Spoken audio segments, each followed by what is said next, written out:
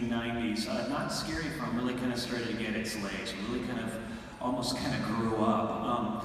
Larry, before even working for Knott's Berry Farm, you had artistic experience, you had a theatrical background from Cal State Fullerton. Can you talk a little bit about how you sort of fell into this position for Knott's Scary Farm? My background was set design at Cal State Fullerton, Chapman University, and I had opened a small theater with some friends as a producer. I produced a play that I wrote in Brea, California, and then I took a job at Knott's Berry Farm doing lighting for a rock and roll show, and also working in the Good Time Theater. During the Good Time Theater thing, I started doing cartoons because I was an artist, and they were always kind of funny and sometimes offensive a little bit. And I kind of got in trouble with a couple of them, and then finally one I did some a drawing that was making fun of the set a little bit, and they were like, "Oh, bad, that's bad. Maybe we should do something with this guy and get him to do something else." So Tom Clough, who was really a designer himself, who was one of my great mentors, said, "Why don't you design one of the mazes for Halloween Con this year?" And so they gave me the auto race, which was pretty much the Revenge of the Dead. And I loved it because it was like a half-mile walk through. And they said, "Cut it shorter." And I'm like, "No, it's the anticipation.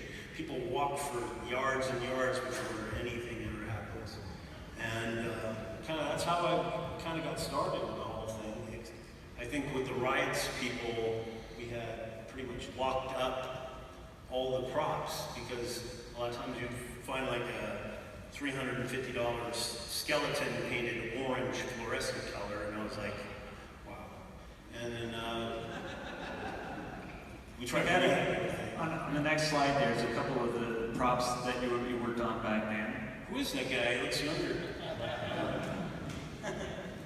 Very cool. Now, by the early 1990s, mid-1990s, Knott's Scary Farm just matured immensely.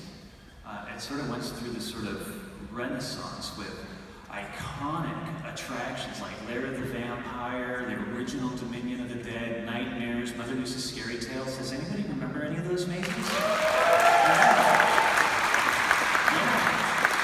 Legendary mazes by legendary designers like Chris Williams, Scott Auerbach, Catherine White, David Ortiz was around at that time. Very cool era in Knott's Scary Farm's history. And by the close of the 1990s and into the 2000s, this event is producing a lot of entertainment each October. Todd, from a management standpoint, can you talk a little bit about the process on how this department produces so much content every season? Well, at that point we started to actually have a system for each maze, and we would write a script and do a lot of spreadsheets actually, so everything was more organized at that point. Also, the park started to actually give us places to store things. In the 90s when I started working there, everything would be outside all year long. The walls, the props would be in boxes. They would just, by the time you'd open them up the next year, it's pretty funky. But it's fortunate now that they have places and the resources. So they sort of started just getting more and more resources to that.